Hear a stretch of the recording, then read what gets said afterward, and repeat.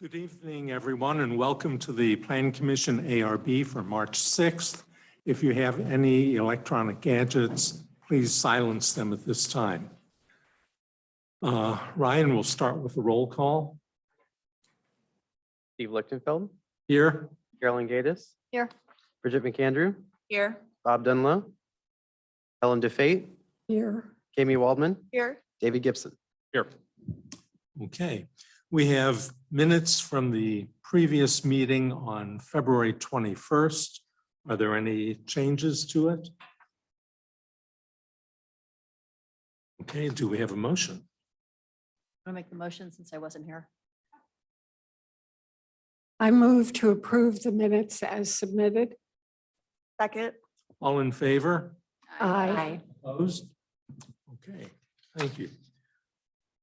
Before we go on, I'd like to let everyone know that the old business, which is labeled 48 South Beamiston Avenue and 7745 and 7751 Carondelet Avenue, is going to be moved to a meeting in the future.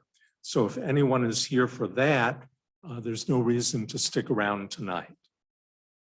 Steve, can you still entertain a motion for that? Yes. Do we have a motion to that effect?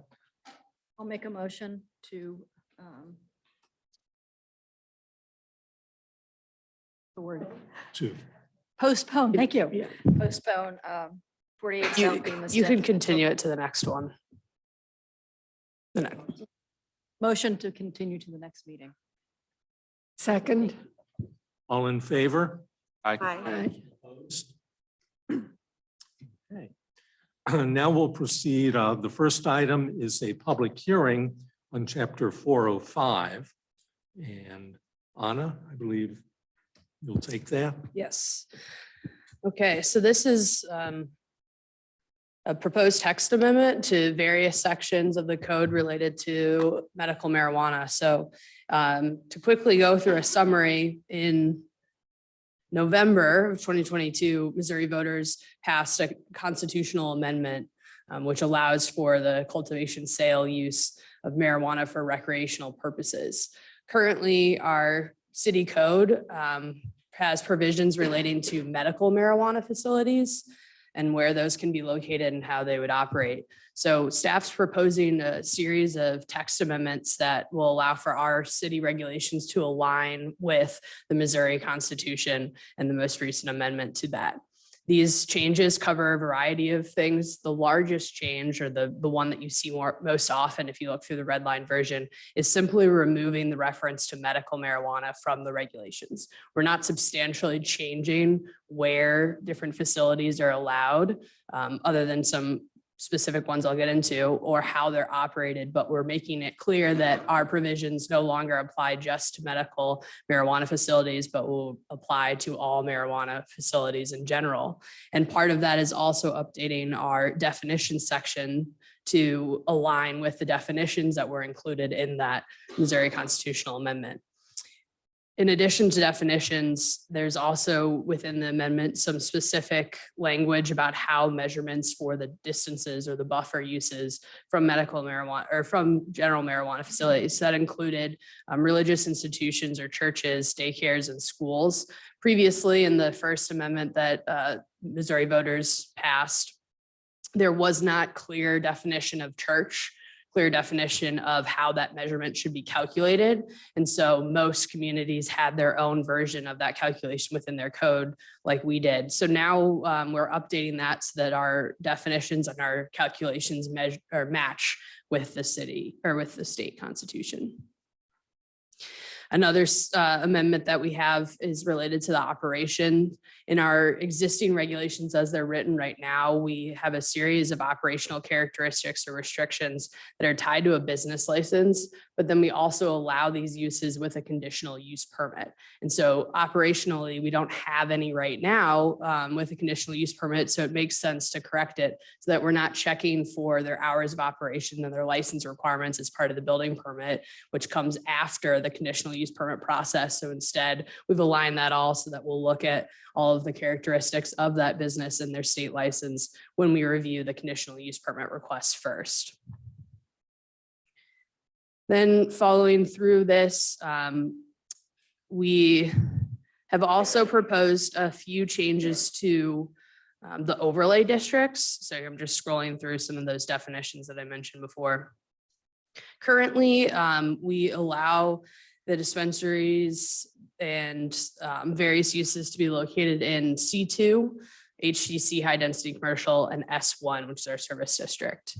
However, there are 2 overlay districts that we have that specifically modify the uses allowed. So some of our overlay districts will say uses allowed are the same as the base zoning district, and then they might have some provisions such as retail has to be on the first floor.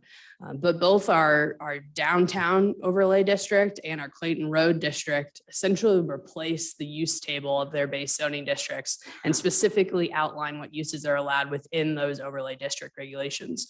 So as our code is currently written, the medical marijuana dispensaries that are allowed within the HDC or the C2 zoning district would not be allowed within our downtown overlay district or our Clayton Road urban design district.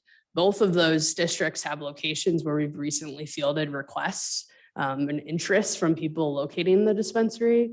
And when we review the land use and the characteristics of both of those areas, they are logical places for a dispensary to be located. And so as part of aligning ourselves with the state constitution and the amendment, we also are recommending modifying the table of uses for those 2 zoning districts to add the marijuana dispensary facility with a conditional use permit. That summarizes all the changes made, so I'm happy to answer any additional questions. Okay. This is an open public hearing right now, if I didn't make it clear. I had 2 items. One was a question from a citizen. Does this have anything to do with the upcoming tax vote? I said no.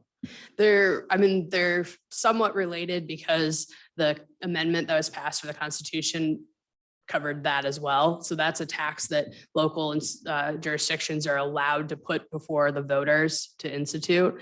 And as it's currently written, we want to make sure that should the voters decide to approve that tax, that we would also be allowing those dispensary locations within our city. So they're not directly related. Any approval of this text amendment does not influence what might or might happen by the voters on that Prop M amendment. Okay, thank you. And the other item was Section 405.350, Section E, paragraph 4. I was a little confused by the 7 acre, not less than 7 acres in size. Sorry, I'm just trying to get to the section you were talking about.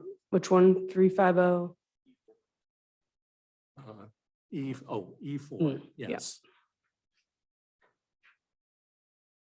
There we go. Yes, those are related to cultivation and manufacturing facilities. So, correct. Okay, so dispensaries would not come under this. Correct. That helped. Otherwise, I thought it read fine. But let's see all the other questions we have. Carolyn? I actually didn't have any questions. Anna, just so I'm clear, then the only areas, even though we're modifying some of the overlay districts, really the only areas because of the church and school restriction that a dispensary could be located would potentially be Clayton Road, like closer to like Clayton Road and Brentwood, like kind of that corner. And then an area along Clayton Road closer to Des Moines. And then is there a portion in downtown where it could potentially be located despite the restriction or? Yes, there likely are some options within downtown, but there are limitations because of the religious institutions. So still there's a pretty narrow group of Mhm. places where. it could Yeah, be. compared to a lot of other areas, we are pretty narrowed, but there are a few. That was why it was very important for us to modify that overlay district, because some of the really logical locations without that modification are wiped out, which essentially leaves us with a handful of properties. Thank you. Ellen? No questions. Amy, No questions. David, No questions. okay. Any comments from the audience, or are there any hands up?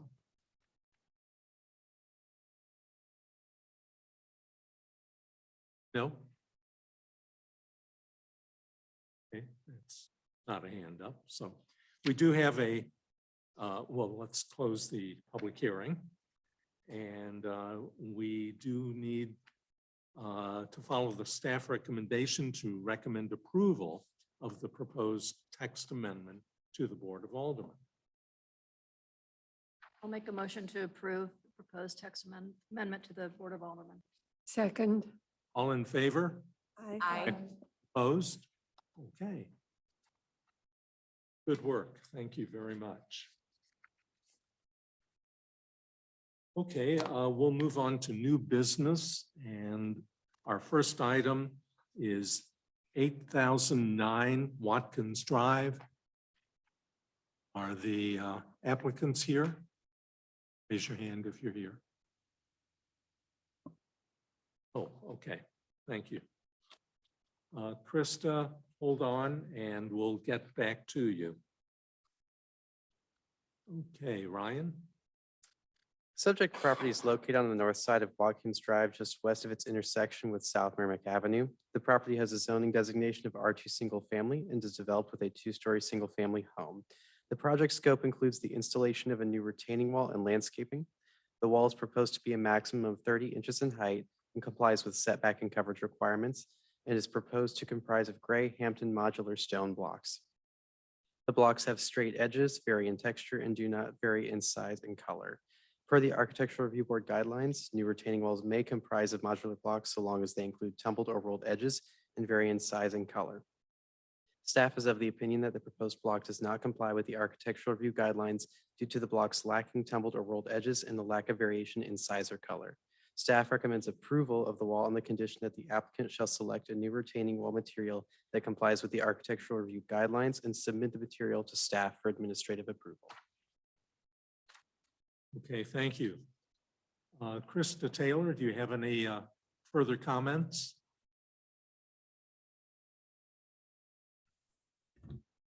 Hi, can you hear me? Yes. Yeah, so that I am proposing this for my client, and just, I sent pictures as well. You can only see this wall from the west side of the property, from the street. And then as well as the aesthetic on here, this is why I am asking for their Architectural Review Board to approve this, is very minimal. And we are going to do a natural stone cap around the pool area. So having a tumbled with different colorations, though I understand the ordinance of it, really would clash with their aesthetic. Because we're, again, having simple lines, simple color, and it's a short wall, but we looked at the options for the tumbled and varying sizes, and it was not at all working with what I created for their space. And then being able to use natural stone along with it was looking tacky. So I wanted to put forth effort and ask for this to make the aesthetic up to date and pleasing for our design. Anything further? That is what I have for the moment. Okay. I'm sure we have a few questions, and I'll start. How high is the retaining wall that goes around 3 sides of the property? So at the highest point is only going to be 30 inches tall.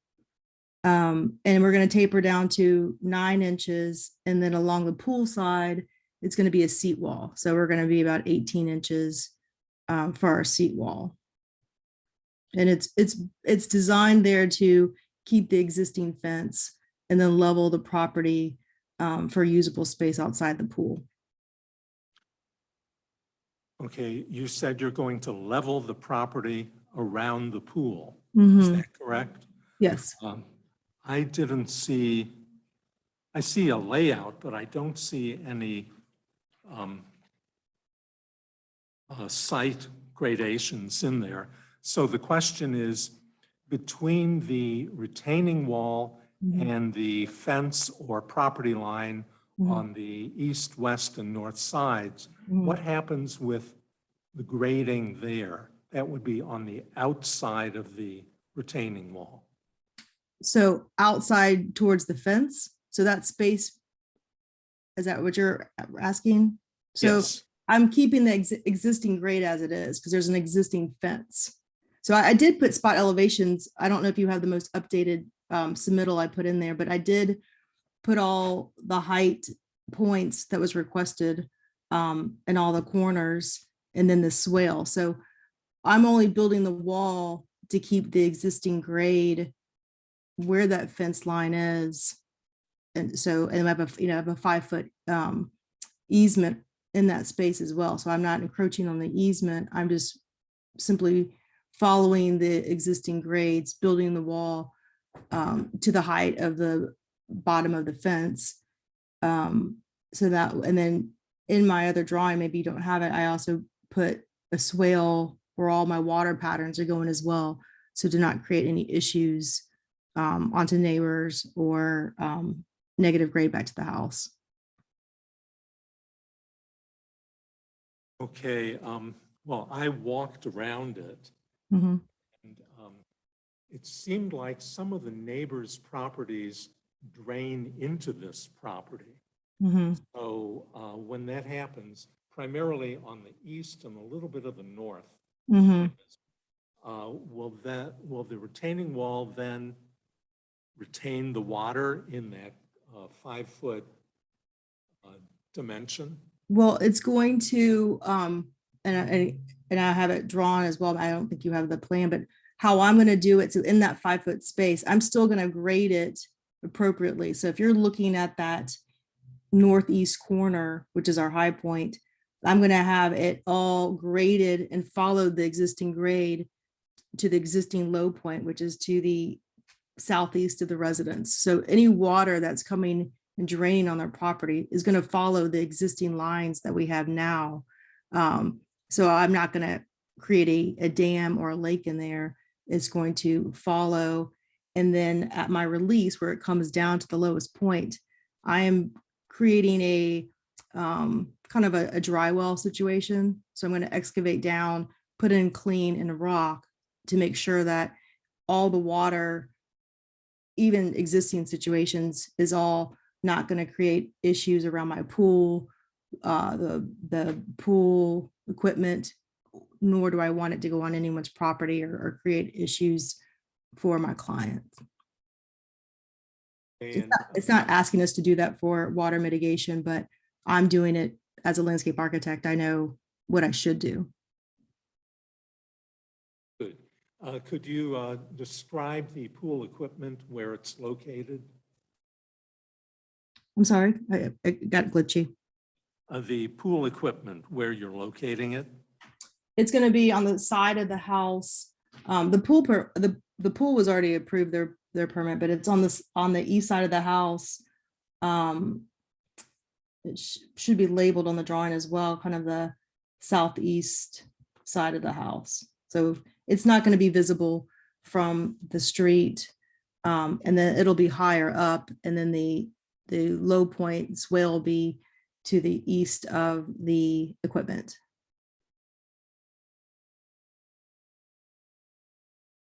Okay, then in the landscape area, what Mhm. will occur in there around the 3 sides behind the retaining wall?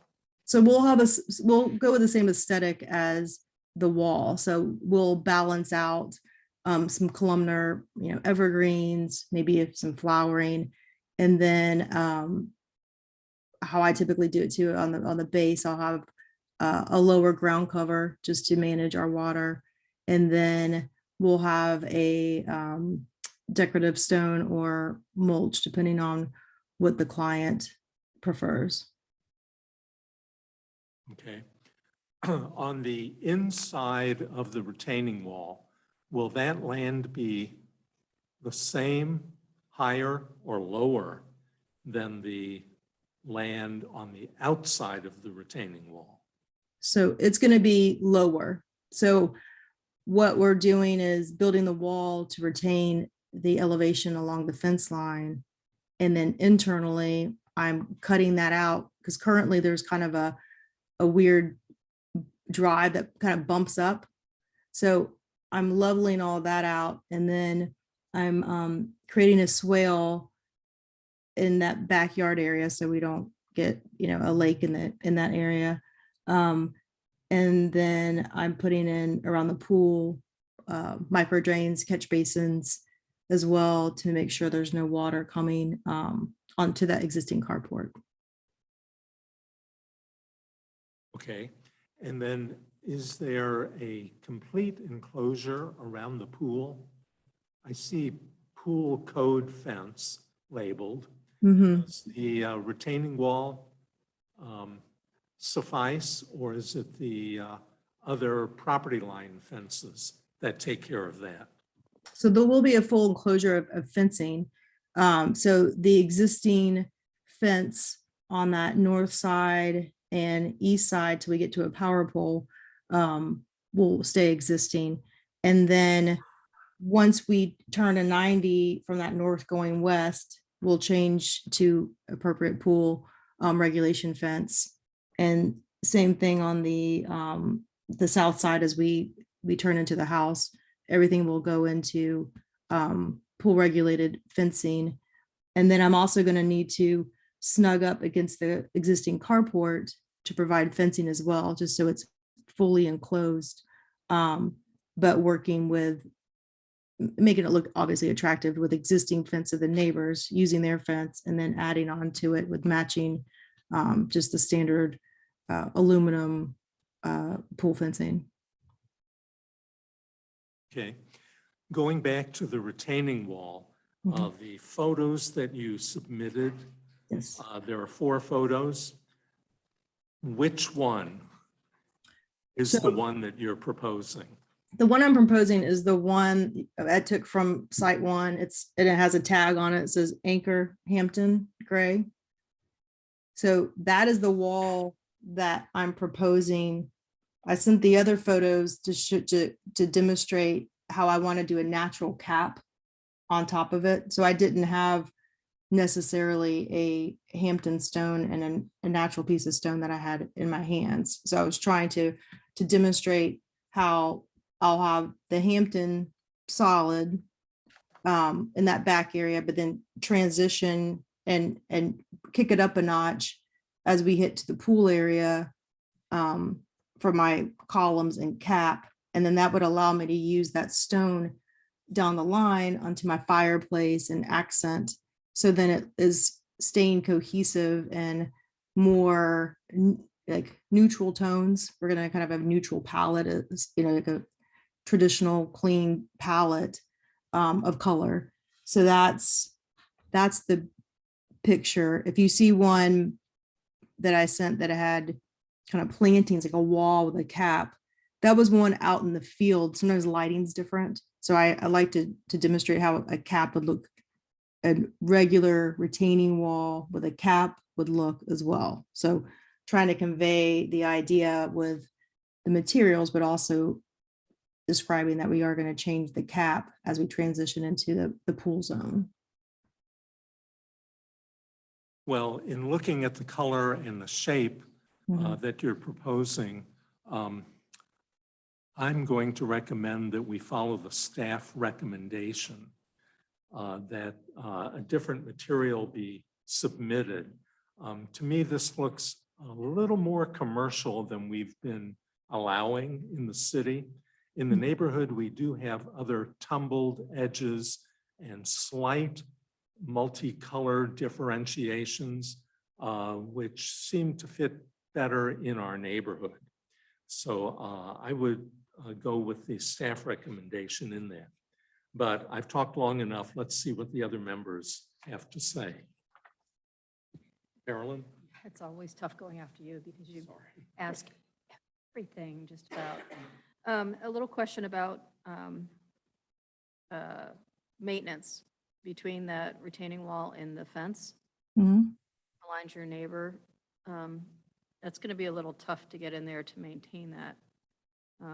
What are you proposing exactly for there? Because I noticed on the staff report, it said that you were going to have a landscape plan with it too, and I'm not seeing that. Well, I don't have a full landscape submittal plan, but it's only going to be 30 inches high and 5 feet wide. So being able to get in there and weed it is comfortable. So it's not like you just jump on top of a wall. You know, it's, so I don't see that being an issue as in maintain any kind of maintenance issue at all. Okay, it's just you have the fence up against you as well.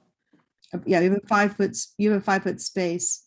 So it's at level that you could reach in and Yeah. weed it appropriately. I just, do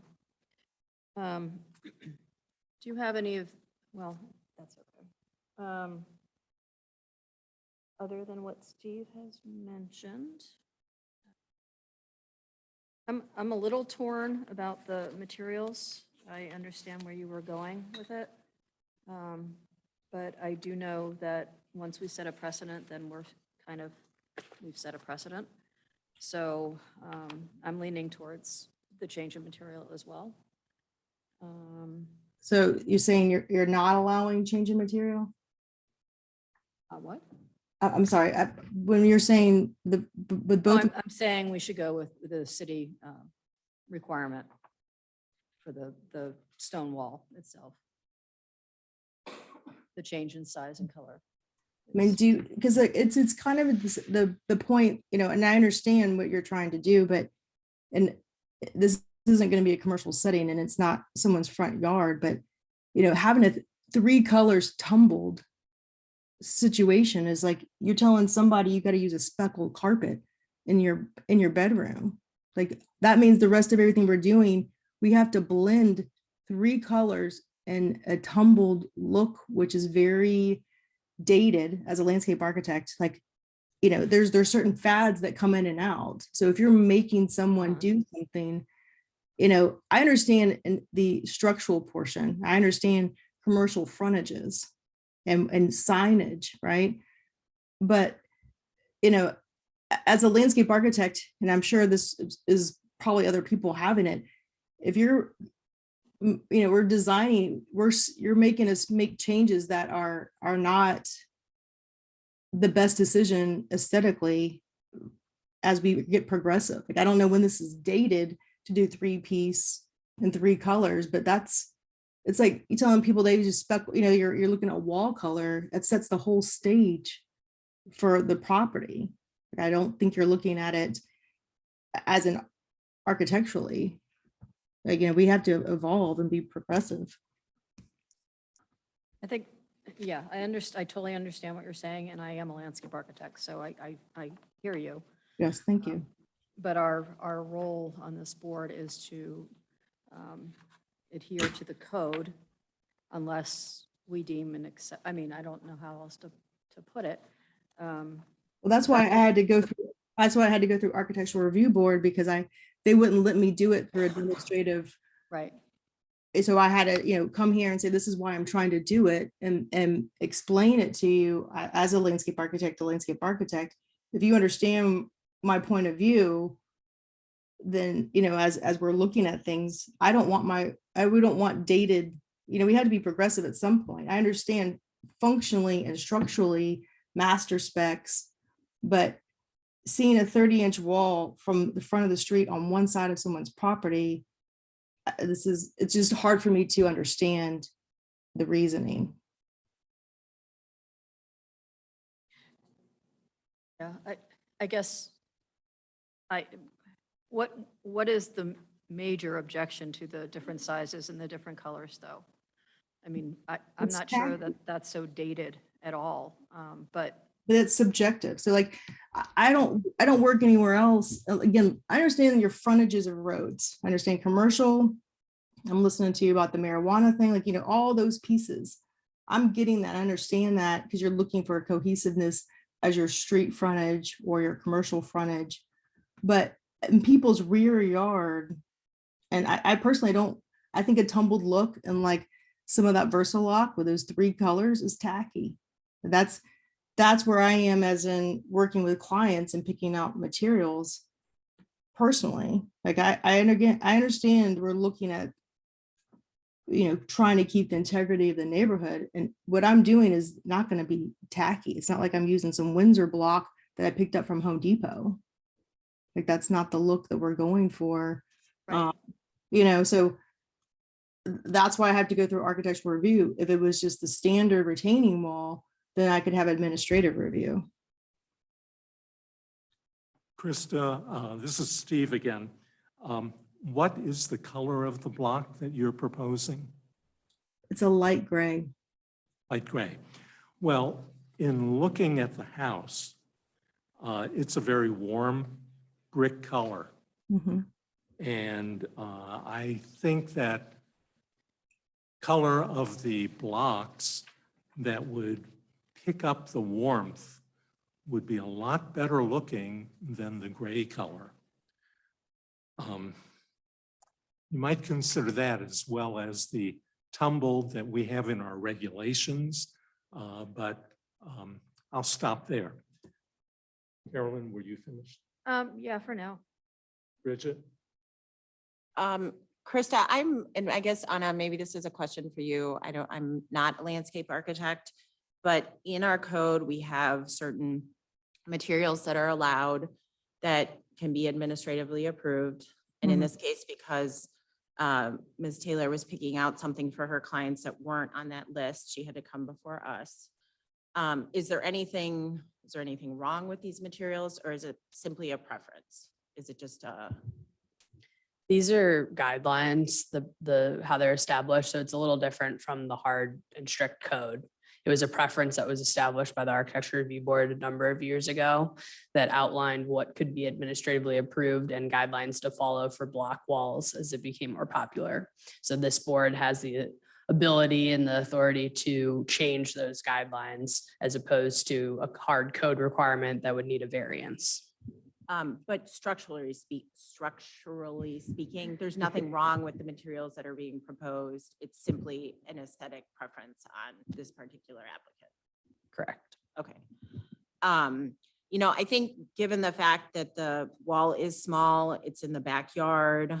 I don't have any problem with, I guess in this case, allowing the applicant to go beyond and pick their own materials in this case. So I would go against the staff recommendation in this case. Ellen? Okay. Steve took most of my questions with the drainage. I'm looking at the proposed layout, it's labeled, and the northwest corner between the retaining wall and the fence or the property line.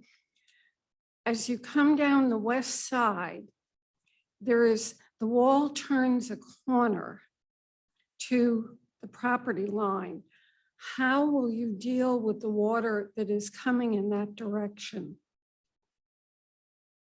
So, when you do a retaining wall like this, our standard practice is you have clean rock behind your wall, and then you have a pipe, discharge pipe.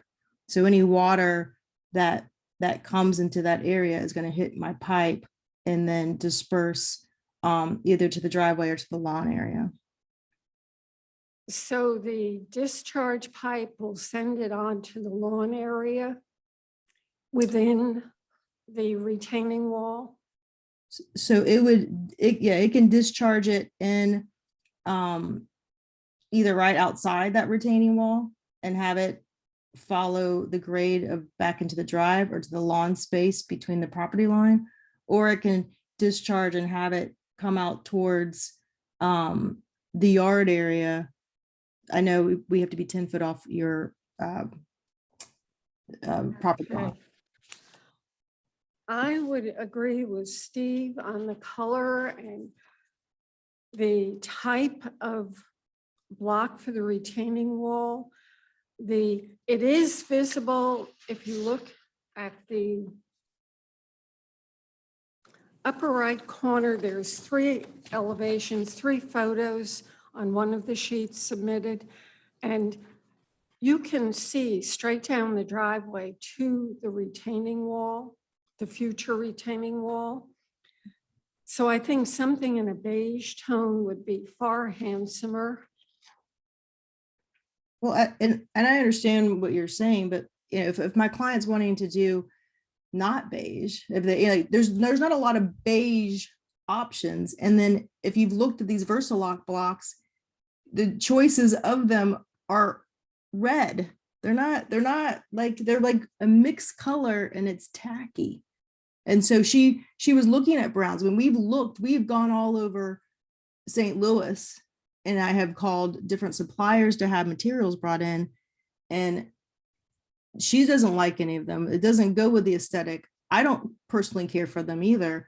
You know, because I could do whatever the 3-piece, and either it could be a gray or a tan, but trying to have it not match the brick because that looks clashing.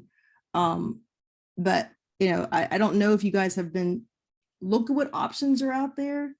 But again, 3 colors on a wall in 3 pieces, when you're trying to go for a simple style, it misses the mark.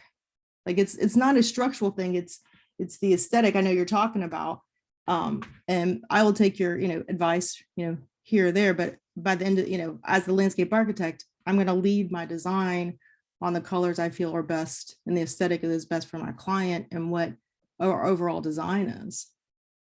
But I mean, I feel like this is an issue because if you're stuck in this 3-piece, 3 color, and we only have, no one's making that anymore. So you're limited in options. Everything's going to look out of style, and you're dealing with people that got a lot of money in Clayton. So I can't keep going back to my clients dealing with, you know, ugly stuff that was back in the, you know, late 2000s or 10 years ago, because it dates it. Like it's like clothing and trends. Like it's very stylish, and it's going to be an issue if I have to keep using limited options on a 3-piece, 3-color wall. I don't recommend it. Krista, so how does the rock that you're proposing, do you feel like it fits into an overall scheme for outside? I mean, I'm advocating for you right now in the sense that I think we should allow you to use that material, but I'm just wondering, just in terms of an overall picture for the outside area, do you feel like the gray stone that you're proposing would match the outside better area versus matching the red brick house, for instance? Yes, 100%. As a landscape architect, regardless, I never try to match my retaining walls to my house. Like Right. I like to complement it because then it looks. Do you have any idea if the homeowners plan to paint their house or something? Do you have, I don't know. Do you? I mean, in case No, a lot of people paint their No, house. they just added in addition to this. No, I know that, but I know that, but I mean, like, do they plan to paint the house white? I just feel like that also, you know, if it was, the house ends up being painted white, and, you know, I'm just trying to understand the overall scheme that No, the they're not homeowner's painting, going they're for. not painting the house. They're keeping it the color. Okay. They like the brick. I like the brick. We like the tradition of it. I'm not trying to go commercial or abstract or too mod. It's a very traditional house, so our layouts, you know, traditional. It's classy. It doesn't go out of style, which is Yeah. part of the issues. No, that I just wanted to kind of get a picture of, you know, and kind of get a picture of what it was going to look like, so. Mhm. But I do appreciate the fact that, you know, I think if the stone is going to match better with the rest of the pool area, I think that's significant. Yes, thank you. Krista, one more comment. The image sheet that you have of the 4, the upper left one is the tumbled. And it's very hard to tell a difference between the colors.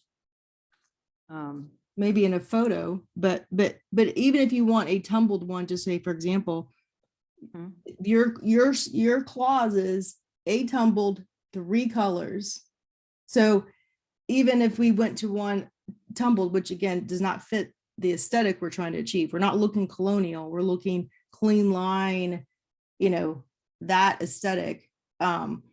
That again, I'd have to go through architectural review board because I would want a solid color.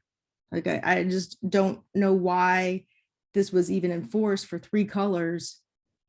It's a little bit, like, again, dated. Like I work in Ladue, I work in Kirkwood, and I understand these are your rules. That's why I'm following the rules. That's why I submitted it through architectural review board to have a conversation on it.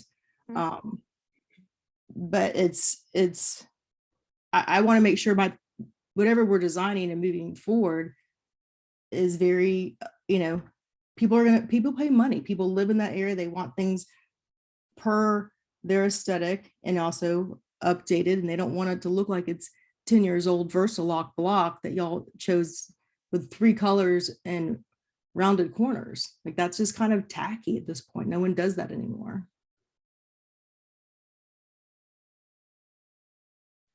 Ellen, are you finished? Okay, Kami? So the picture that I'm looking at, the bottom left corner, that is the stone you're proposing. Is that right? It looks a little bit brown. And then the picture on the bottom right, that is what it looks like when completely installed. I'm not seeing the pictures right now. But it's just it's a basic kind of like limestoney gray wall. Because like the one on the left seems a lot warmer than the one on the right, is why I'm asking.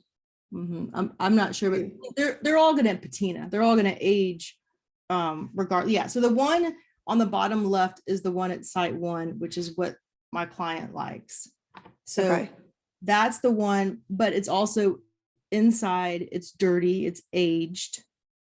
So when we put it out there, it may look more brighter at first, but knowing that it'll go down to that gray color with that cap on it, that's what they have at site 1 is there. It is labeled, it's called, the Hampton Anchor Gray. Like you can see it. The one I showed on the picture in particular was more to show, okay, this is the cap. It's going to be all one size. It's going to be a hue of this. I mean, nothing's going to be exactly from your pictures.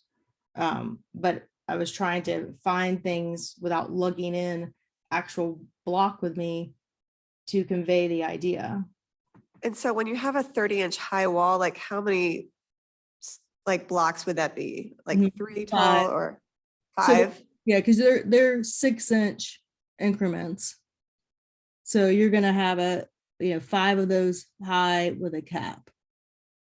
And it's that's in that back corner. Like you cannot see that back corner from the street. The one that you do see on the west side, like that's 9 inches, and I have a planting in front of it. So you have a fence. I have an accent planting in front of the wall, and then we're gonna have it, green. The idea is for it to go away.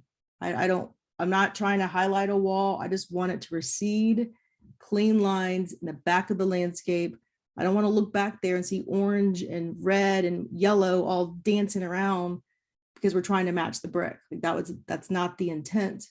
I don't want anyone when they're at the pool to be looking at the retaining wall. I just want it to just go. And so if you go with the solid same color with your retaining wall, is there a way to change the size of them and just give that variation at least?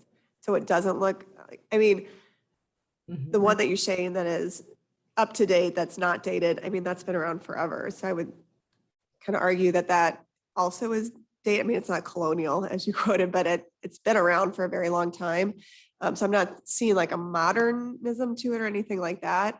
However, I think maybe varying the shape of it, or I'm sorry, the different sizes, and maybe at least you get the color story you want, but at least there's some variation with size. Is that an option with this product?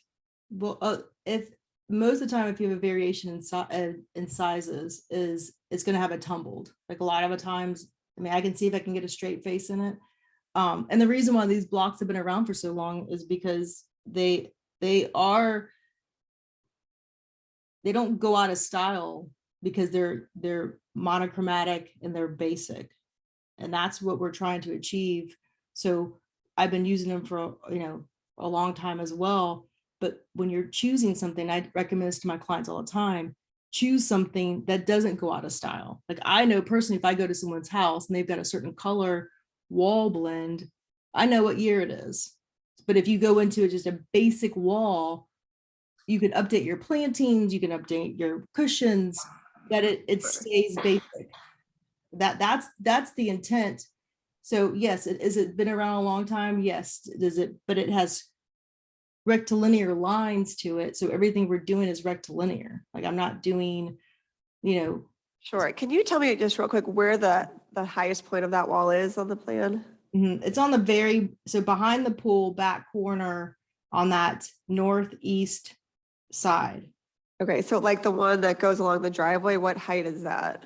So we're gonna taper that back down to get to like about 9 inches as we get in. So that will be a block and a half from the street, and it's gonna have a plant in front of it. So the highest point is really in the backyard. Correct. Okay. This is why I'm struggling with, again, if it was the front, I understand. If it was high profile, then I understand, you know what I mean? Like it's, if everyone's front yards, yes, they should have the same street trees, they should have the same walls. A lot of people aren't going for the architectural review board. I'm driving all over the place and theirs aren't attractive. And because they just do what they want. So I'm trying to follow the rules. I'm trying to hide it. I'm trying to. Sure. Well, I get that. I mean, attractive is subjective, so I can appreciate that. Okay. Thanks for answering the questions. Mhm. David? I don't really have any additional questions in this particular case. With the location in the back, I'm not as concerned about not having the variation on the blocks there, personally. Krista, it's Steve again. I have a couple other questions. There are 2 points that are labeled 24-inch height column, anchor wall gray with a natural cap. One at the northeast corner of what appears to be the pool deck, and one at the southeast end of the retaining wall. What are those? Those are my transitional points from going from a standard cap to a natural stone. So if you see the picture, right, as an example, see how it's higher, that column at endpoints, you have a wall, so a seat wall. And then as I transition, I want to go up with my column, do a natural cap to it, just to give bookends to that space along the pool. So that whole wall will be a seat wall that the people could use in the pool.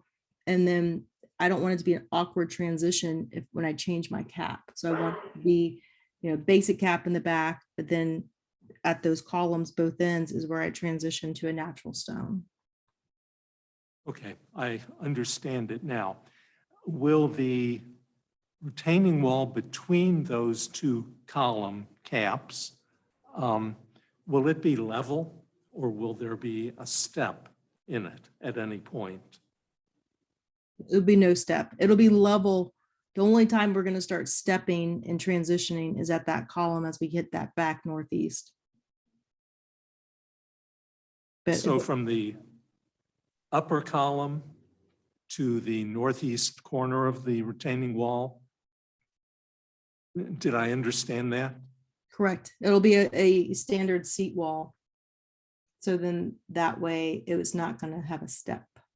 It would really be helpful if we had elevations of that, of those. I have them. Yeah, I have them on my plan. I'm not sure if you're not, but I did put the high point and low points. We did, yes. Some of us are more visual, and you are too. We have 2 architects and a landscape architect on Mhm. this panel. Mhm. And to see the walls in elevation is much more descriptive than just reading the elevation numbers. So when I look at the north side, I see from the northeast corner, the wall is going from 101.5 at the top of the wall Mhm. to the west, 100.5 top of the wall. Mhm, So that means there's a 1-foot drop, mhm. correct? Correct. Will there be a step in there somewhere, or is the wall actually going to slope?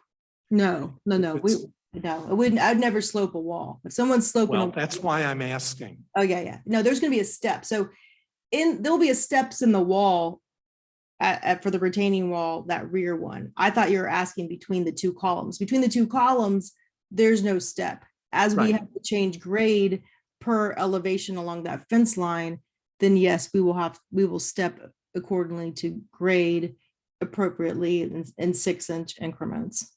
Well, we can't see that. It's not indicated.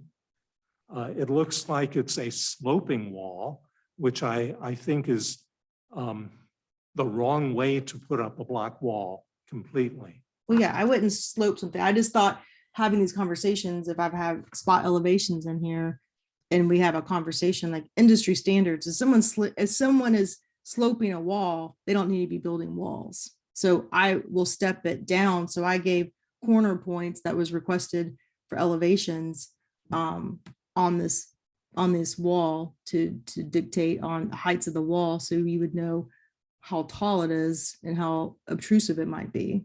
But I'm not going to build anything, or anyone that knows what they're doing, sloping or any kind of wall, because that'll look like a mess up. Well, as you're a landscape architect, you know very well that the appearance is really what you're after. And that's why we on the Architectural Review Board are looking at this and discussing it right now. I'll be honest, I do not have a good feeling about how this wall is going to work. It looks like the elevations change. I know you will not slope a block wall like this. The other thing is the type of wall that you're looking at, the very squared off appearance, has been around. It came because that type of a structural block is actually a structural block that is still used many times, even in residential construction. But staying away from the dated look and the stylistic ideas, I would recommend that maybe you and the property owner look at some of the other masonry walls that are in our neighborhood. One in particular dividing the two properties directly north of this property. There's a retaining wall between two houses that picks up very subtly the color of both of the houses, which are very similar to the house on this property. I would recommend you take a look at that and also clarify how this wall is going to look. Another question is, are there any lights out there in the pool area or the new upgraded rear yard? I don't think I found any. Or maybe I've missed them. I didn't know I was submitting a lighting plan for you. You are submitting it? No, Or if we do, it'd be low voltage lighting. So I'm not submitting anything that's included on here. I thought this was purely based on a retaining wall. okay. I guess I would have to come back with a lighting plan. They don't need to provide a lighting plan. They're just, the only request that needed to come before you is for the materials of the retaining wall. Only that, okay. If the owner does want to put lights in, They can put lights in that comply with our regulations and they don't need to come before the ARB. okay, thank you. Okay. Looking at the materials and how that wall is going to look, I would really appreciate having the drawings be more descriptive, more graphic, where we could see more than just a plan that does not show where the breaks are. And Yeah, I mean, there's spot elevations on here and it's a 30-inch wall. If I had a 4-foot, 8-foot wall, but I mean, all due respect, I think it's a little bit overkill. I'm sorry you don't understand the wall as much as we do, as in thinking in 3D, but to draw a third, I mean, I can draw an elevation if that's necessary, but I just thought having spot elevations and having 30 inches and tapering it down to 9 inches on a standard wall would be not necessarily to have a visual. I think you could have probably just drawn a line where it steps it's right. and been done with it. That's, Yeah, I think that's all he's saying. And I certainly, I can, it's just I guess this is just common every day for me and for my, explaining the heights of it and, with practices wasn't really my concern at that moment. I thought the concern truly was, is the material going to be accepted? And if I'm not going over 30 inches, that would be, the limiting factor. Like whether it steps here or there, I don't know if it's really relevant to the conversation other than if you see it from here and it's not higher than 30 inches in that back corner, the back over here, I put a spot elevation. If it's, 2 feet, then what you're going to see from the road is a 2-foot high wall. That was Chris, the reason. the spot elevations certainly help for the contractor putting the wall in. The way I see it, if we're dropping along that north wall from the east to the west 1 foot, you're going to have 2 steps if you're using 6-inch high blocks, Yes, yep, you're right. right?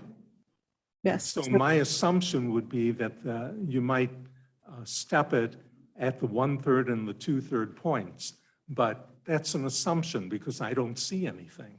The assumption is correct. Like you're going to follow the grade of the fence. So you step it as your grade falls down as necessary. So if you're running elevations, the height of the fence, you're going to step it down and work with the existing grade. I'm not going to redo the fence over, I can't change the grade. I have to keep a certain standard of space below the fence. So my grade's going to be based on from that corner to that corner, making sure it's running with the elevations when I put a string line in it with the bottom of the fence. So I took elevation points out there with a level and got the corner points that was requested. And then realizing, in that transitional period, we'll have a step to get down to that point. But regardless of that, it's more, if you're saying you don't want to see a 2-foot height wall with this material from the road, then that's the conversation that you said you're not that comfortable with.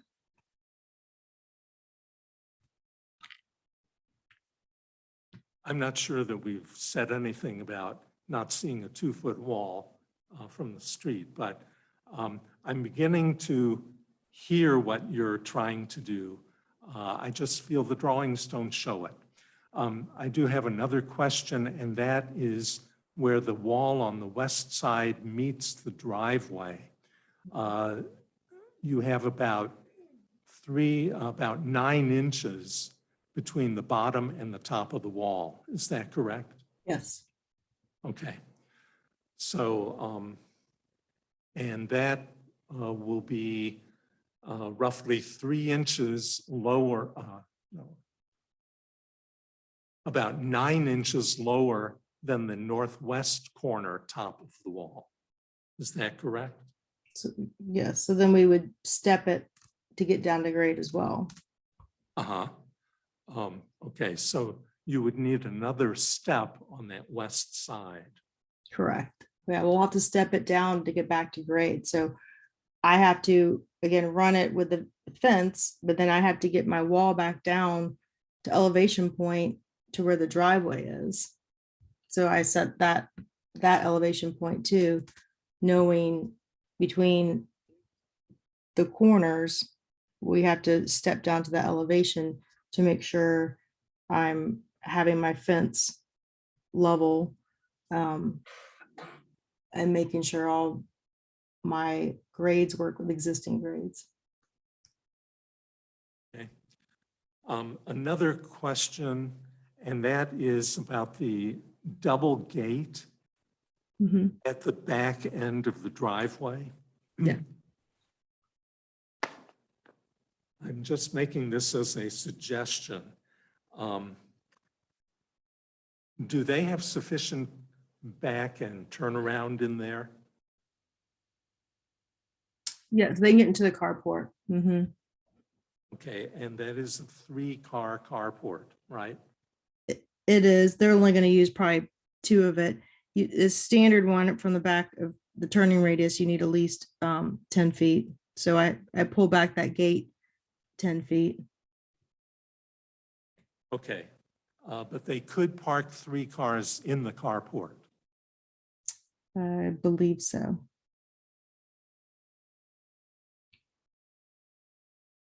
You might just want to review that with the owner. And I only bring it up because so many young families, when they have drivers, they tend to get a 3rd car.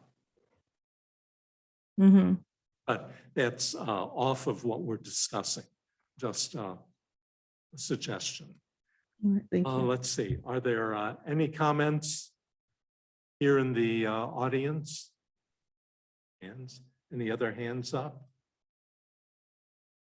No? Okay.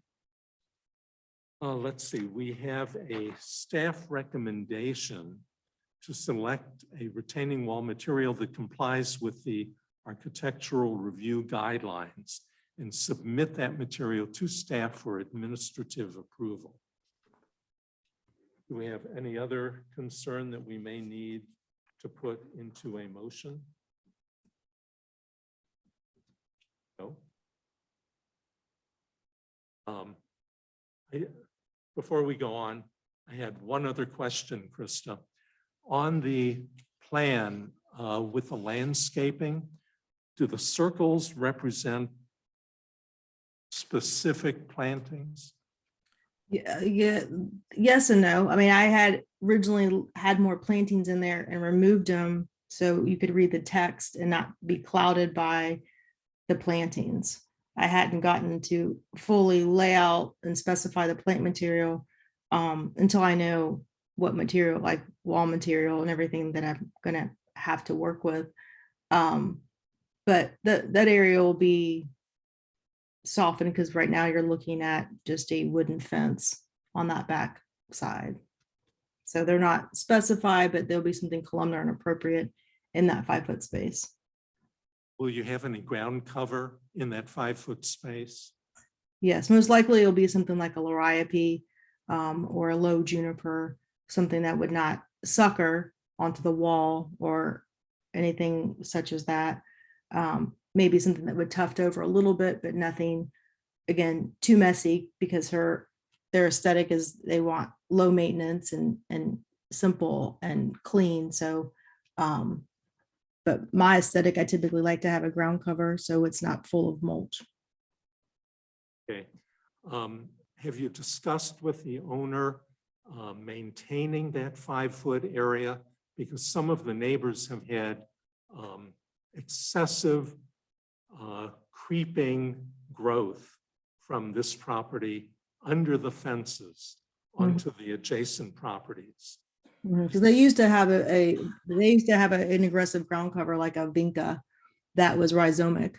Obviously, I won't be doing that because that's ugly. You know, it's not going to work. It's suckers, like you said. It goes on the fence.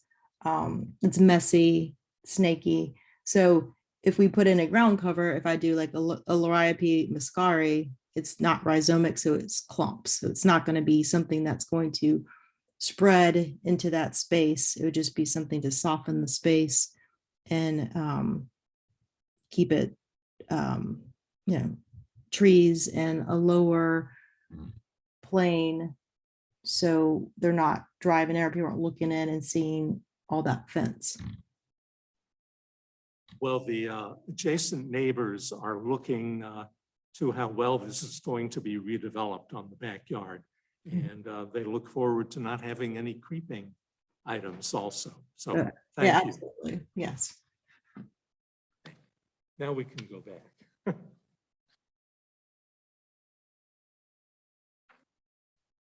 We have the staff recommendation. Any additions to it? And do we have a motion?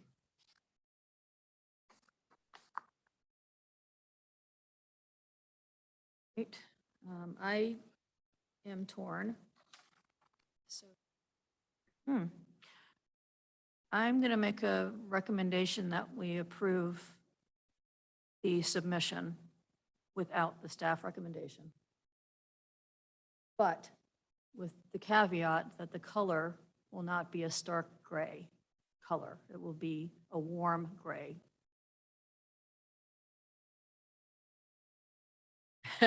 Told you we were all going to be torn. Do we have a second? I'll second it. I guess I'm a little concerned about putting, you know, those sort of, we're not going to be traveling to the quarry or wherever this rock is. So I think I would second it as long as we're just, I would second it as long as we're just as submitted by the applicant. I think we have to give them the, you know, I just think there's too many Way. restrictions on, you know, what they could go out and get. I don't think Anna wants to go to the quarry with Krista and pick out the rock. So, yeah. Okay. Any Could other- I add to that? That you can get a sample. This is not quarried stone necessarily. This, you order a color and you get that color within, you know, a slight variation. But then are we going to ask them to come back here and get that No. approved? I Oh, Go to saying- Kirschner Block and Brick and get a piece of Yeah, material get a in piece a to half be hour. approved by It's really not staff. that difficult. I guess, again, I'm just having trouble with I know. like we have a homeowner who wants to put a certain amount of rock that's 30 inches high in her backyard. And I am happy to have this homeowner and Krista Taylor pick out this rock. So I'm not, I just think it's unnecessary to put, if this was in the front yard, but this is a short wall and it's in their backyard. I'm uncomfortable putting color restrictions that aren't wildly crazy, which I'm sure this is not going to be. It's not like they're putting blue rock or something in the backyard. So I would, again, I would make a motion to approve the material that the applicant has submitted against the staff recommendation. Now we have two motions. I know. I like hers better, though. Okay, Carolyn, if you like hers, you can withdraw your first motion. I will withdraw my first motion. and. Second her motion. We have not yours, someone. Bridget. Okay. Okay. Do we have a second? Second. Okay. All in favor? Aye. Aye. Aye. Opposed? Nay. Okay. Krista, it passed. And good luck with the project. I'm sure we'll all be over to take a look at it when it's finished. Hey, okay, good. I want you to. It's going to look great. I appreciate it. And I appreciate all your time tonight as well. Okay, thank you. All right, thank you. Okay. We'll move on to item 2. 33 North Central Avenue. Is the applicant here? Or?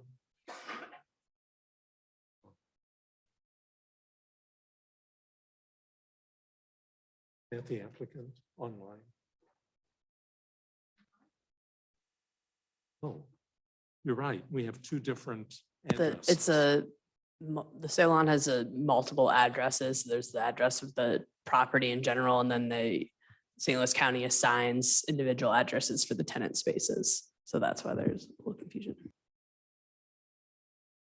Mr. Dang, if you are representing Native Foods, would you raise your hand?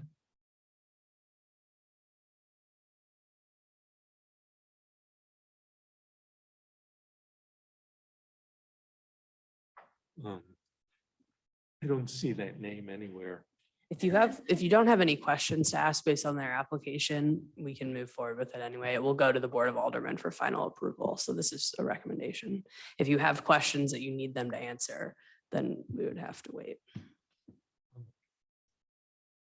Honestly, I had no questions. It looked pretty straightforward as a CUP request. Were there any other questions? No? Okay, well, how about if we make a motion to recommend to the Board of Aldermen? I'll make a recommendation to approve the conditional use permit to the Board of Aldermen as submitted. Second. All in favor? Aye. Opposed? Okay, thank you. We'll go on to item number 3, and that is 21 and 21A Dartford Avenue. And I believe the applicant is here. Okay. We'll get back to you in a minute. Ryan? Subject properties are located on the west side of Dartford Avenue, adjacent to the intersection with Aberdeen Place and adjacent to Fontbonne University. The properties have a zoning designation of R2 and developed with a single-family house and detached garage. Both properties were originally platted as 50-foot wide lots. The property address 21 Dartford Avenue was developed with the existing single-family house in 1901. The northern 50-foot wide lot remained vacant until it was split into a 20-foot wide lot and a 30-foot wide lot. The 20-foot wide lot was combined with 21 Dartford, while the 30-foot wide lot was sold to Fontbonne as a secondary access point. Later, when access was no longer needed by Fontbonne, the 30-foot wide lot was sold and is currently 21A Dartford. The property owner is seeking to construct a new home on the property. The project will consist of the consolidation of the 2 lots, the demolition of the existing home, and the construction of a new single-family home. Review of the demolition and new construction will take place under those associated permits. So we're just looking at the lot consolidation. The proposed consolidation would conform to the lot size requirements of the R2 district. The lot would be 100 by 150 feet, the 100 feet being the width, 150 being the depth of it. Adjacent lots on the west side of Dartford average about 50 feet wide. Homes on the east side of Dartford average 160 feet of frontage, but these homes face streets perpendicular to Dartford, resulting in their side yards having that frontage on Dartford Avenue. Criteria for consideration has been identified in the staff report. Staff is of the opinion that although the lot is larger than other lots on the west side of Dartford Avenue, it is more consistent with frontage of lots on the east side of Dartford and does not have a scale that would pose a detrimental impact to adjacent properties. Staff recommends that this board recommend approval to the Board of Aldermen with the condition that the applicant file a plat with the St. Louis County Recorder of Deeds Office and submit proof of the filing to the city within 30 days of Board of Aldermen approval. Okay, thank you. The applicant, would you like to come up and give any further information? And before you do so, please give us your name and address. My name is Ken Shuffler. I am Senior Project Manager at Cloud Engineering, working for Robert Slavin. We have presented this consolidation plat to clean up a longstanding mess on these 2 properties. Originally, they were platted as 2 50-foot lots. Somewhere along the line, and nobody seems to know, there was a separation of a portion of the property, a 30-foot portion of the property that was owned or used by Fontbonne College to construct a walkway from Dartford Avenue over to the college property through a hole in the wall that exists along the western side of the existing alley that also runs back there. There's a little bit of history going on with this property, in as much as past surveys call the alley as being vacated. Some surveys don't. I've been working with the city and the trustees to vacate this alley. It was originally platted in 1912 as a private alley dedicated to the lot owners in the subdivision. And in 1995, the trustees and the owners in the subdivision deeded it over, conveyed it, dedicated it to the city.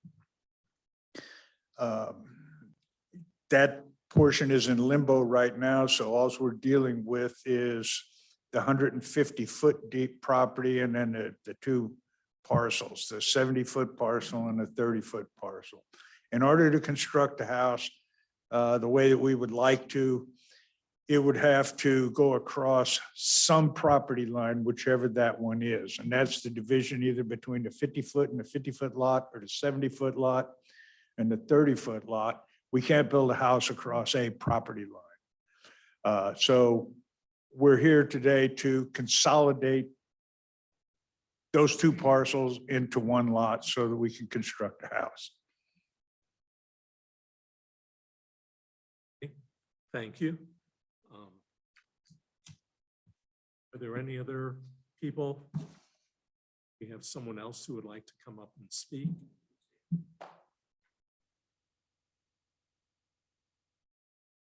Stan, please give us your name and address. My name is Stan Mulvihill. I'm with the trustees of Hillcrest, so I'm here tonight in that regard. I live at 16 Arundel Place, actually in the city of St. Louis portion, but we collectively operate as the trustees for the purposes of the remaining indenture items, which include certain overview of setbacks and other things that are done in connection with development.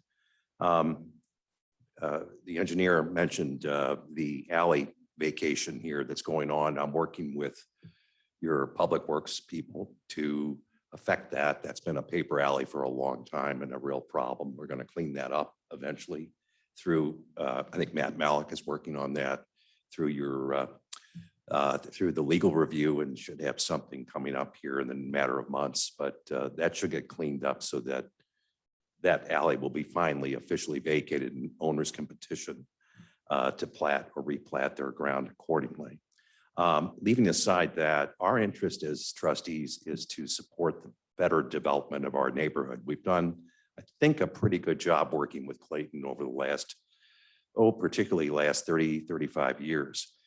One of the big things that happened here is we dedicated back in 1995, I was on a committee that helped figure out how to dedicate the Clayton portion to the city of Clayton so we could do a grand rebuilding of all the infrastructure in that area. And we were able to match the remaining private portion of the city of St. Louis, which is about 15% of our subdivision, to the remaining 85% Clayton. So it reads as one neighborhood. So I come to you tonight in the spirit of trying to say that regardless of our city, county divisions, we like to think of this as ground zero for where we can have the greatest cooperation between public and private. Our original indenture actually predates the city of Clayton by 1 year, 1912. So prior to that, this was the Wild West. And we had the private subdivisions all had to create their own indentures and their restrictions because there was no real legal ground in that, right? Since then, the city has been incorporated and there's been generations of zoning and other matters that have come before you. And as of 1959, I believe, was when the real R2, as I understand it, the R2 regulations really took effect. And that became then the 60-foot minimum lot divisions that you're very fond of. However, those divisions don't take into account the classic 50-foot subdivision dimensions that we have throughout most of Hillcrest. In fact, you'll find that about 50% of the 225 households there are in 50-foot lots, and the majority of them are under 60 feet. So many of them wouldn't comply with your R2 sense in other portions of the city. It may be perfectly appropriate in Hillcrest. It's a much more dense and successful, I think, development in that regard. I've talked to the developer back and forth for several generations on this, and I haven't had a chance to talk to your engineer there. But I think that it's safe to say that if everyone had their best foot forward here, the obvious plan would be 2 homes on 2 50-foot lots, much as we have done throughout most of Hillcrest, and frankly, on Dartford Avenue in particular, if you notice, with the exception of the President's House for Font Bond that's on the corner, which is sort of a dramatic corner. Even that house is modest by comparison to what is planned here for this 100-foot development. I don't blame the developer at all. He's been sort of framed into this position of having to do a consolidation. But I'm going to speculate. I'm not going to speak for him, but I'm going to speculate that most of us would prefer a 2-home 50-foot lot division here, which recognizes the original platting that was done in 1912. And it was only subsequent to that that the homeowner was approached by Bon to see if they could somehow codify a pass-through, as was described earlier. And that it's a little fuzzy, but I think it took place in the late 20s or early 30s, to be honest. But in any case, the only thing they could come up with is a 30-foot easement sale or whatever, which corrupted the 50-foot lot. And what we're trying to do and what we're recommending here is two things. One, we accept that this 100-foot consolidation can happen. It doesn't violate any indenture terms that we know of. But two, we're asking you to reconsider this, and we're asking the developer to reconsider this with the city to see this more as a boundary adjustment plat approach, as opposed to a variance needed to do 2 50-foot lots. In other words, return it to its natural state. And I have a homeowner here, Greg Bray, who's our treasurer, as a matter of fact, done a really good job in that regard, who several years ago approached this same commission and the city and asked for essentially to take 2 lots and to create one lot, I'll say, or excuse me, 2 lots, but to tweak the boundaries so that he could do 2 homes on the remaining ground. I've asked him to come today to explain that a little bit. And Anna, I sent you and Ryan pictures. I'm not sure if you can put those up from the email. It would help. But anyway, if you can't, it's not necessary. But I do have, did you pass those out? Yeah. Okay.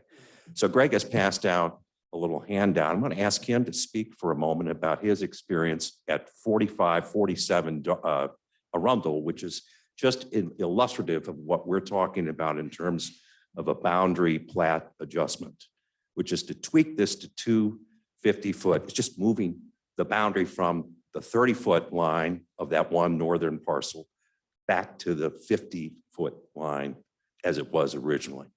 Greg? Stan, you emailed a picture. It looks like it's just a street view. Can we just pull up Google Street View for you? I was trying to do that for both Greg's property as well as, I took pictures, and those are actual pictures, but. Yeah, only one's coming through, but I'm not connected to No, this I screen. So don't want to put you out. Please go ahead.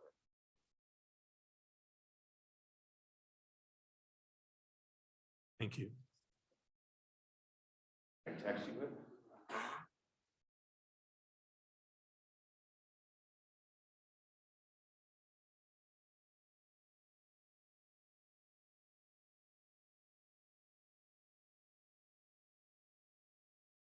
Greg, why don't you go ahead? Okay. can you just ask us which address to pull up? We have Google here for you. I do recall this. Yep, there it is. That's a good one, yeah.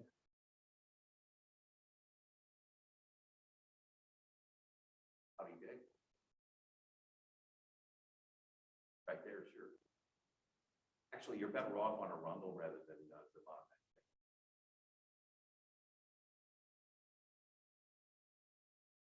That's Yep. pretty good, right? Looks good. Can we just go ahead? Okay, my name is Greg Bray, and I'm a homeowner in the Hillcrest subdivision. That's the same subdivision that the subject property with 21 Dartford is in. My address is 45 Arundel. I went through a process like this, extremely similar to this, in 2013, and where we had 2 lots, and I had to move the property line to create a lot of 50 feet and then 84 feet. When we bought the properties together, they were 49 feet and 85 feet. So we had to move it 12 inches. And I was granted that. So the second two pages of my handout are dated 2013. That's the meeting minutes and the agenda and whatnot from the ARB meeting from 2013. So if I could just briefly, looking at my handout, just to kind of, I was only told about this last night, so I apologize if I'm not fully prepared. The current situation is that there are two lots. They each have a locator ID. They're both addressed as 21 Dartford, owned by Mr. Slavin. One is 30-foot wide and one is 70-foot wide. Total of 100 feet.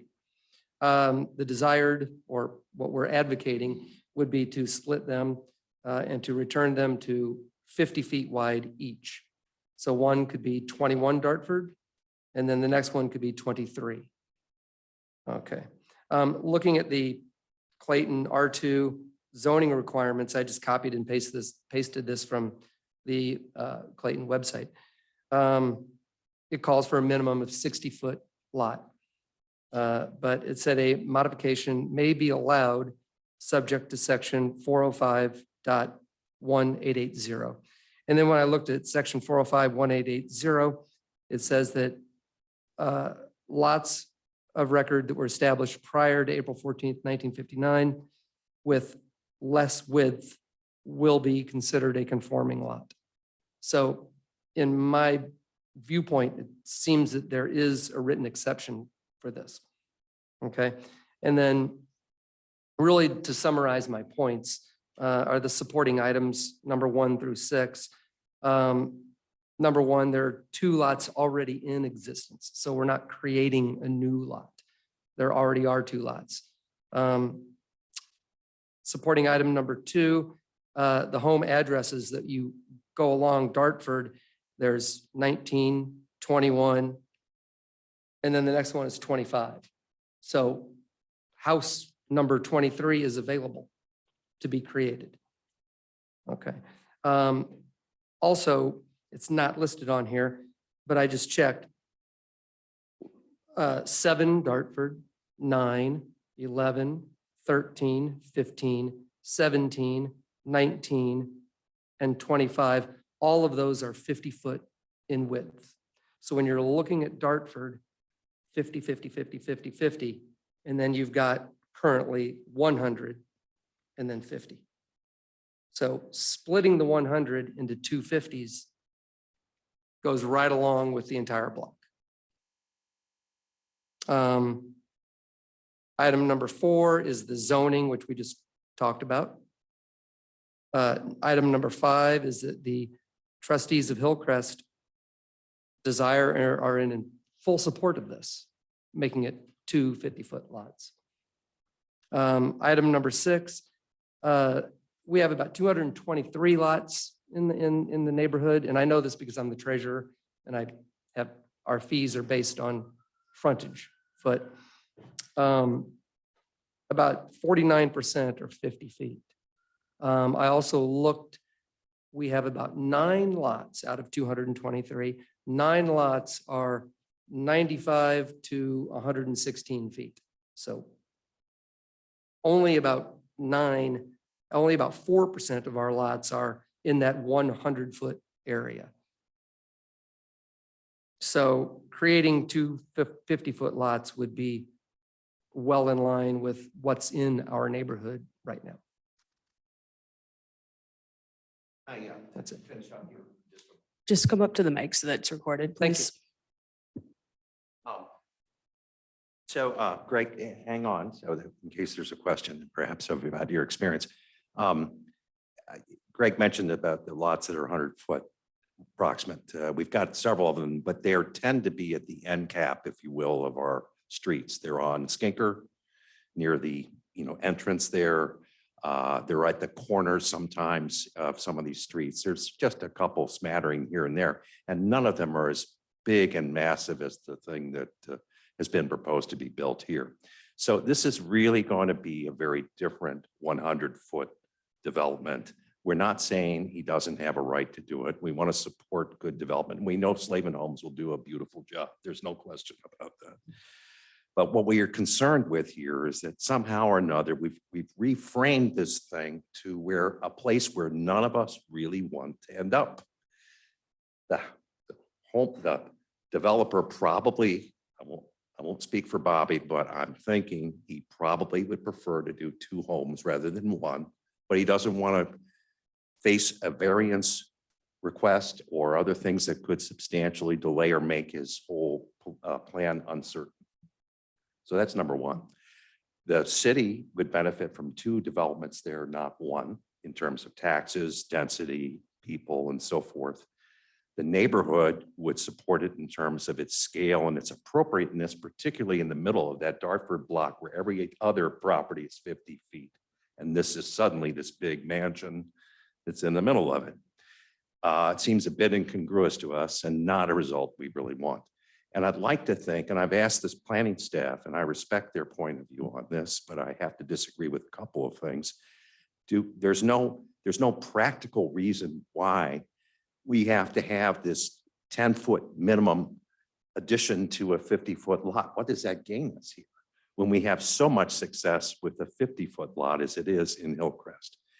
And I'm saying, I've recommended to Mr. Slavin, I've recommended it to you if I can, that while we agree with his right to develop this, and we don't want to get in the way of good development, no matter where it takes place, we're asking everyone to frankly take a couple of weeks here and see if we can't reconsider how this might fit as a boundary plat adjustment, as opposed to a requirement to do, the full scale, variance or whatever else in our view, because that probably won't happen. We'll probably just proceed with 100-foot lot development and that'll be gone. It's not the end of the world for us, but I just think we could do so much better here, and it would be a win for all aspects of our various points of view here. I just hate to see this. I've been a trustee now for some 22 years, and I've had some, tilted at windmills occasionally and lost, but we've also had some real big successes with the city of Clayton here, and I just don't want to waste this opportunity. So we're happy to answer questions. Greg is here. He's been very kind to share his experience, I think, and it was a good one. We think it's comparable to what you're considering here. And frankly, I'd like to think Mr. Slavin would consider as well. Thank you. Of course, I have a couple of comments. Number 1, I think 50-foot lots would fit the context of Dartford Avenue and the general feeling of the entire neighborhood better than a 100-foot lot. And I am certainly not against combining lots into larger lots. We've done it before, we'll be doing it again. The idea of a boundary adjustment is intriguing. And I'd like to ask Stephanie, can that be done? I think we're getting a little ahead of ourselves. First of all, the applicant has not changed his application from a lot consolidation. Oh, Second of all, in 2020, there's a report that was written by the previous director from a previous request for creating 2 50-foot wide lots. And based on the review of that, I don't have any evidence to change the decision that was in there. Essentially, what's happening here is you're taking one lot that is now conforming as greater than 60-foot wide and a lot that is less than 60 foot. In order to do the adjustment, now you would create 2 50-foot, which are both now non-conforming under the current zoning code, which is what prevents a boundary adjustment from being an option. It would have to go through a variance process to reduce the minimum lot width. So a lot consolidation is kind of like a boundary adjustment. It's just that you're getting rid of the boundary. You're moving that over to the other side of the lot being consolidated. So essentially, it's pretty much the same. It's just wherever you're going to move that boundary. Are you going to move it all the way over and consolidate the 2 lots? Or are you going to move it in the other direction? The one thing that you cannot do with any plat is that you cannot create a non-conforming lot. So under the zoning regulations enacted by the Board of Aldermen, the minimum lot width is 60 feet. So you cannot do any kind of boundary adjustment or subdivision plat or anything like that that's going to create a lot that is less than 60 feet in width. without going through the variance. Without either going through a variance or without going through a text amendment through the Board of Aldermen. Okay, well, then I guess it really comes back to the developer. If he would want to go the variance process or not. Is that true? That's true. Yeah. Mr. Chair, I mean, basically, these lots were already grandfathered in at 50 feet as part of the 1959 cutoff. All this was acknowledged to be conforming for the sense of as of 1959.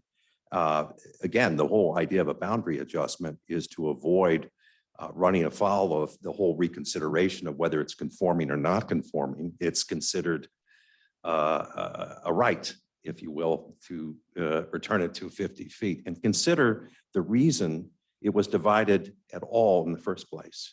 It was to accommodate a civic request, which was to allow Fontbonne this access that the city and the college at that point needed. And now you're penalizing, it seems to me, the property owner for having made that accommodation. That's true. They got some compensation for it, but it was very modest, is my understanding. And again, these are anecdotal things. These go back to the late 1920s, early 30s, is my understanding also. So some of this is in the vague recollection of Clayton, but I wish you could look at this in the spirit of really what it is, which is that a 50-foot lot should be conforming there, and as a matter of fact, and that what you've created here is an interpretation, it seems to me, that guarantees we're going to have a conforming but very massive, jarring kind of development there. I don't think anyone really wants that. And I think, if I could speak, if I were a developer here, I would want some assurance from the city, the staff, the attorney, and others that there's some chance to discuss this further and to have some possibility to do this, whether it's a text amendment to the Board of Aldermen. I've not been through one of those things, so I can't speak to the degree of difficulty, Mr. Chair, you may have experience with this. I would just like to explore it and not close it off because, you know, we just can't seem to find a way out of the bureaucratic spot we found ourselves in. And I think we've made an adequate case about how this could be done for what Greg did, what he went through. And I think you could say the same thing about his stuff, except that somehow it got approved 10 years ago and this one it didn't. Thank you. Well, as I said before, I am not against consolidating lots into a larger property. But here I feel that the context really calls for two 50-foot lots. My suggestion would be that we table this and let the property owner make a decision how to go through. Unless you have further comments, Mr. Scheffler? Yes, I would.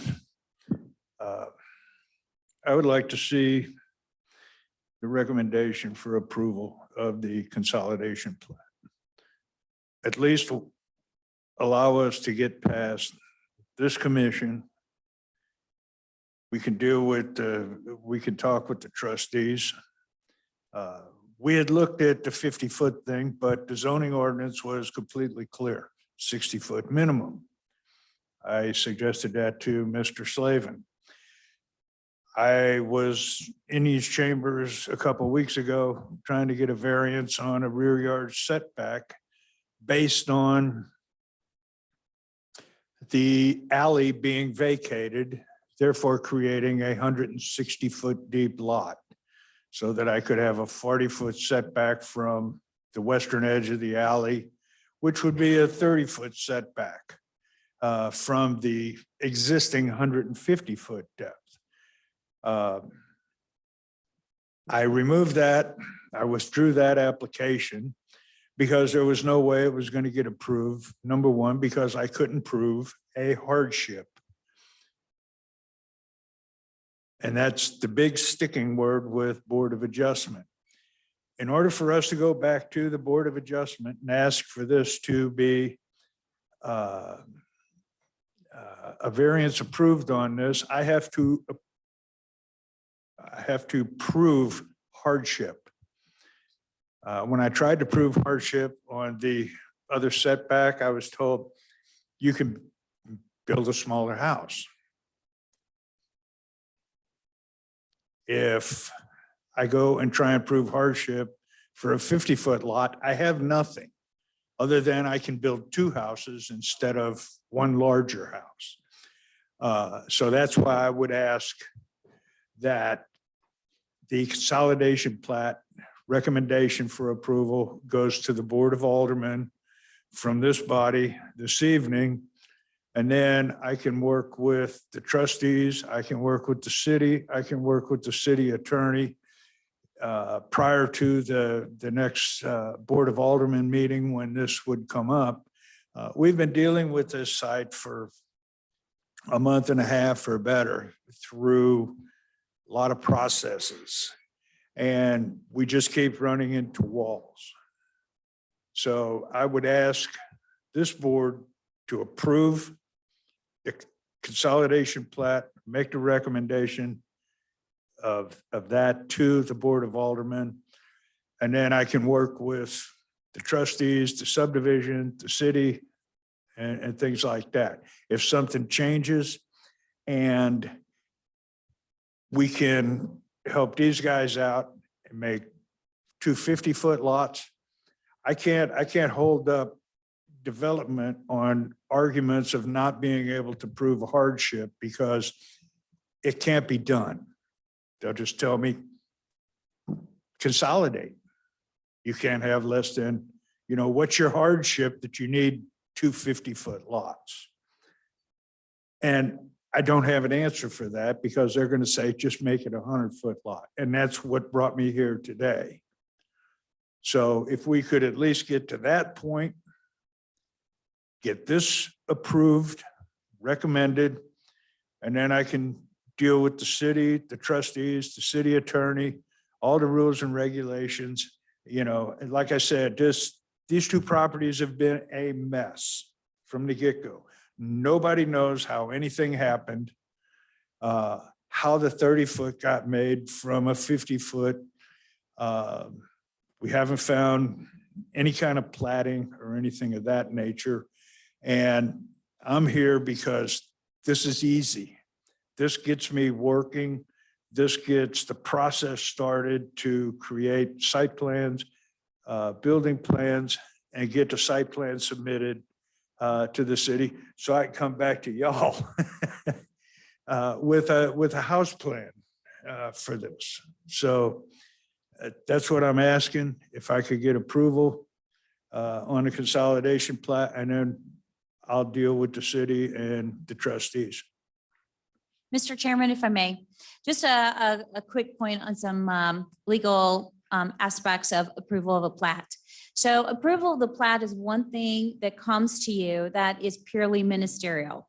You have very little discretion. If a plat comes to you and it complies with ordinance, that means minimum lot size, minimum lot width, that kind of thing, then you have no discretion not to approve it. You must approve it. If it doesn't comply with ordinance, you can't approve it at all. You have to deny it. You don't have the discretion to approve it. So basically you don't have the discretion either way. If it comes to you and it complies with all aspects of the zoning regulations for that zoning district, then you have to approve it. So they've come to you now with a plat to create a lot that meets the minimum lot width, the minimum lot size, meets all the other requirements of the ordinance. So there's very little discretion there. And at this point, we're just at a purely ministerial act. Okay, thank you. I think you stated that very clearly for all of us, but I would like everyone else to make their comment at the same time. So Carolyn, if you'd like to start. Yeah, sure. One thing I have to say, I appreciate all the comments that were made regarding scale and appropriateness for a neighborhood. I do realize that this, whatever you come up with for this house has to come back to this board for architectural review for the house itself. And without being able to promise the neighborhood that we're not going to allow a mammoth of a building that would be inappropriate, we will use discretion when reviewing the actual house site plan and the actual building itself.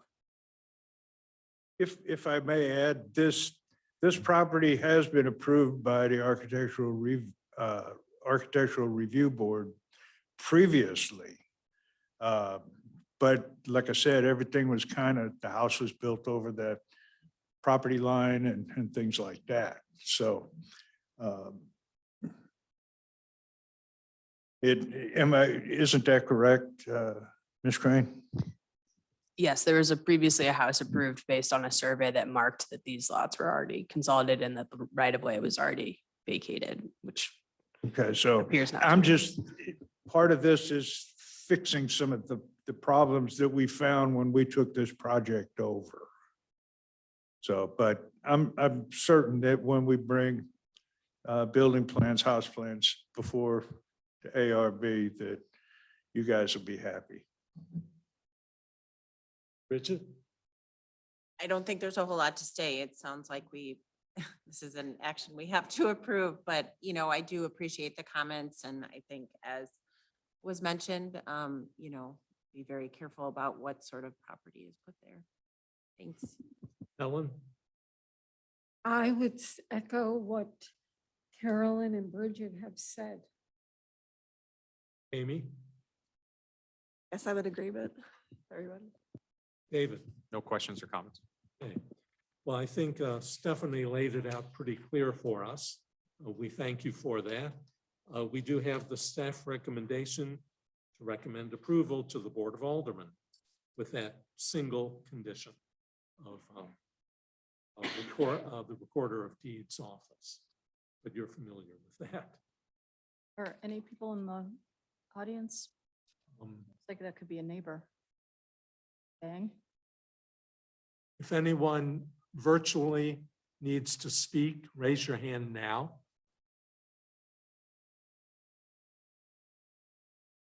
Any further comment here in the council chambers? No? Go with the motion. I'll make a motion to approve with the staff recommendation. Second. All in favor? Aye. Opposed? Okay. We will look forward to seeing the next step. Thank you.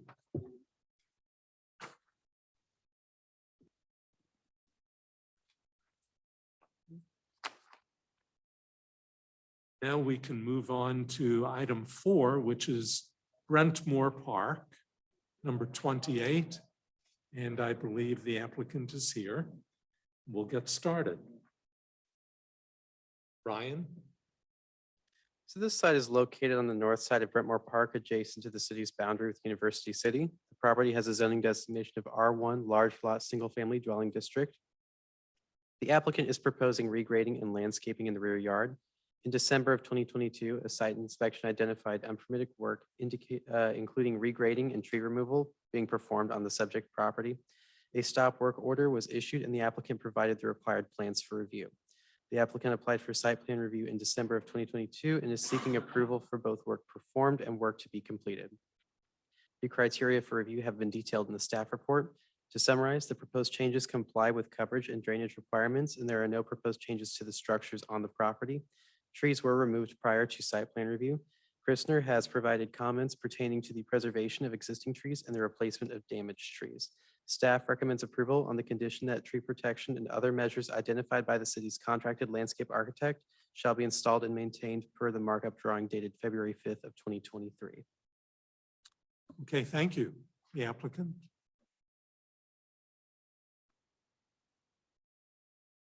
Yeah, hi, I'm Greg Zippel at 28 Brentmore, and happy to answer any questions. My only introductory comments is that I apologize for not getting through the process properly before the work started. This was one of ignorance, not of a specific intent. I am a trustee in our neighborhood, everybody in my neighborhood knew about this. My immediate neighbors who I thought would be affected knew about this project. And I did send a letter to Northmore folks as well. And had gotten from my contractors that they had talked to the city of Clayton. We were free to proceed, but I now understand about the permit and happy to answer any questions about the stage in the process. And I think that's it. Thank you. Well, thank you for being here tonight and waiting. I was looking at it, I went over and I didn't walk all the way down. Yeah. But that's a pretty massive project that you have undergoing there. But from the drawings, to me, everything looked fine. So, but I'll defer to our landscape architect. Okay. Yeah, I read pretty thoroughly through everything, and I hear your apology. It is a little heart-wrenching for me. I'm also a certified arborist. So knowing that a landmark tree, at least one, was removed. Has there been any payment to the forestry fund for the caliper inches of the trees removed? So property is under canopy coverage, and per the calculations with the removal of the trees, they still comply. So there's no need to pay into the fund. Even with a landmark tree over 19 inches being removed? Yes, according to the review of everything, they're still in compliance. You want to offer it? Sorry, it's getting late. Okay, well, I guess I don't have any comments. I read through everything. The gentleman from Christner was very thorough, impressive, actually. You're going to comply with putting up the protection fence for the trees that are remaining? Yeah, we're doing that. And it's mentioned in this, and I guess it's not part of the site permit process, but we do have an extensive landscaping plan. It's in evolution, but the first pass of it came through just this week from my landscape architect. So we're going to be planting many evergreen trees along the north border, which will provide privacy for Northmore folks as well as us and our neighbors. We'll be planting additional oaks and things of that nature to make it hospitable and replace some trees that had been removed and also provide some privacy evergreen type of material along the east border for our neighbors to the east and us. So that is something that we're excited to move forward on as we can get the grading done. It would be great if you had the minimum height of the evergreen trees, at least 6 feet. Yeah, the ones along the Northmore, what was presented to me by the landscape architect are 10 foot. And I believe he said 7 foot distance between those. I mean, this is just an evolution, but the initial pass was 10 foot along the north border. And then along the east aspect of our property, which would just be shielding our property and the next door neighbors. In some areas where it's less visual, it'd be 3 or 4 feet. In an area that's directly kind of our driveway is trying to screen, they would be 7 feet is what the initial proposal is. And what it's not, what he didn't include, but what we are requesting is areas where we'll add some additional oaks and things that will grow up over time. Okay, great. Bridget, I don't have any comments. Ellen, No comments. Amy, No comments. David. No comments. Okay, we do have a staff recommendation to approve. And I'm sure you've seen the staff recommendation yeah. and everything. Yeah. You agree with it? Yes. Okay. Do we have a motion? Do we have an Are these Oh. people? I'm sorry. Anyone want to speak on this project? Come on up. Please give us your name and address. Thank you. Darren Girdler, newly appointed Director of Public Works for University City, 6801 Del Mar. We reviewed the project today with several homeowners on the Northmore side. And while we've satisfied most of any concerns, we've satisfied the main concern of the residents now is the green wall, as they would put it, the buffer of the fir trees or the pines along the north border. And as the gentleman said, that's in his plan for 10 foot on the where there's along the back lot line. So as long as that's part of the final approval, then we're satisfied with the project. Thank you. Thank you. Any further comments? No? Okay, we can, I will just note for clarity that the landscape plan that he verbally talked about is not part of the scope of the site plan approval. So it's a more of a courtesy that he's talked about including those, but per the regulations and the scope of his work, the detailed landscape plan of that nature was not included. shall it be submitted to the staff? If the description of the trees that he described along the north property, if you want to include that in the approval, it needs to be part of the motion because it was not a part of the plan set. Yes, we need to include that As a condition. as a condition. Mhm. Sure. Okay. You're comfortable with that? That's the plan. So it's not, it won't change things. So I'm happy to provide it if that helps. Okay.